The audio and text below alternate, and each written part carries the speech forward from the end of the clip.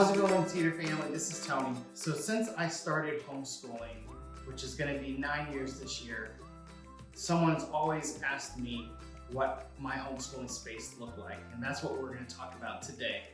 We're going to have basically two extremes that I feel like are designated homeschooling space at our new house, and then our space at home, which is at the dinner table.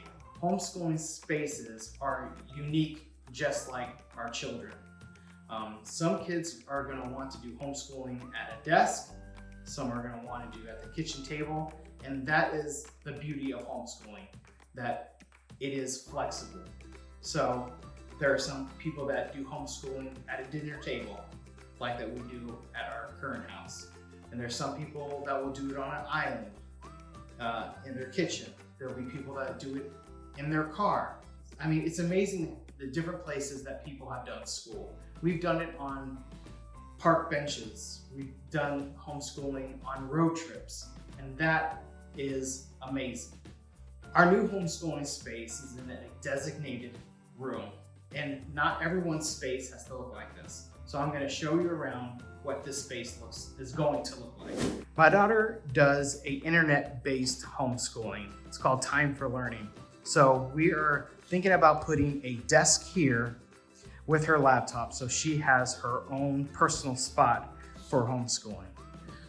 We will be putting a table here for my son, who does a textbook-based homeschooling, so he will have his own space for learning.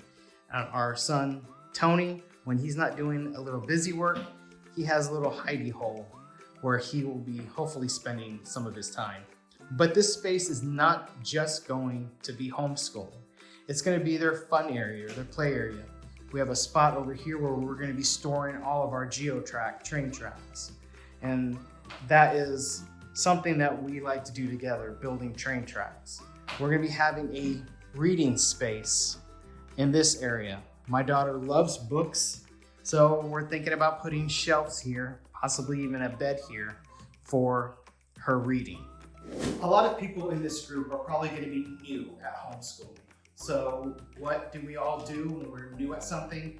We Google it, we Facebook it, we YouTube it, and we Pinterest it. It's okay to look at those Pinterest pages of other people's homeschooling, but your room doesn't have to look like that. It could be your own room. All of our children are different and are unique in so many different ways, and that is something we can do with our rooms. My wife just reminded me of an amazing phrase: don't compare your start to someone's middle. Like I said, 9 years of homeschooling, we've accumulated so much stuff for our homeschool room. So when we first started, all we had was a basket full of colors, markers, and our school books. And that is okay to start with that. I remember we had our small dinner table, and we had little dividers for my daughter's books and her colors. And that's how we started. Years upon years, we've accumulated so much homeschooling stuff. That's what fills our room, and that's okay. There are going to be some people that are going to be minimalist, who that's all they want. They just want their school books, colors, and pencils. And that's okay, because that suits them. But again, our kids are unique, and the space should be unique to our kids. This is our future homeschooling room, but let's go back to where we currently do our homeschooling. So this is our current homeschooling setup. It's kind of in disarray because we are in the middle of moving, and Andrea has packed up some things on us, but this is our space that we've been homeschooling in. We have a cork board for pinups like spelling tests. We have our calendar. We have our cursive writing because we do cursive writing. A whiteboard that needs to be cleaned. And colors. This is where Jorge's books generally are, but since he's done with his curriculum, they will go here. We have markers that we try to keep away from Tony, pencils, colors, and then we have all these drawers. This is where we put our school supplies. Again, they're all disorganized because we're in the middle of moving and we're not doing homeschool right now due to summer break. But we have drawers, more drawers here. And this is where we put our homeschooling supplies.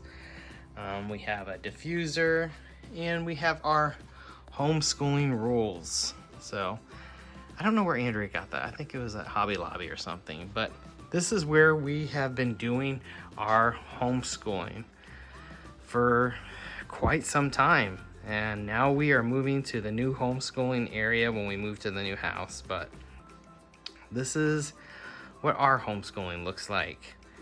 I don't want you to get frustrated with starting homeschooling because it's an amazing experience. When you have your child do that aha moment, once they get something, it makes it all worth it. It is a little frustrating at first, but it's amazing to see your children grow and learn so much. But this is what I want our community to be, a place where we can come together and help each other homeschool our children.